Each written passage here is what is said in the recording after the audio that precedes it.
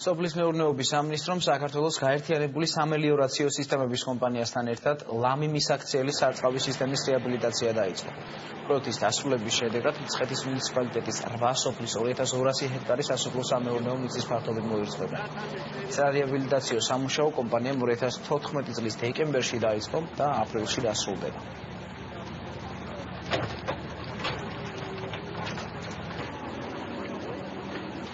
ლამი მისაქციელი სარწყავი არხი, რომელიც ფაქტობრივად ფუნქცია დაკარგული იყო, დღესდღეობით დასრულების შემდეგ უზრუნველყოფს 2200 ჰექტარ ტერიტორიას. სამუშაოები კომპლექსური ხასიათის არის, ხორციელდება ნაშხებეტონის სამუშაოები, იწმინდება გამანაწილებელი არხები, მოეწყობა წყალგამშვები ჭები. რამოდენიმე ხნის წინ ვერაიმე წარმოიდგენდა ისეთ სარეაბილიტაციო სამუშაოების მიმდინარეობას, რაც დღეს ხდება.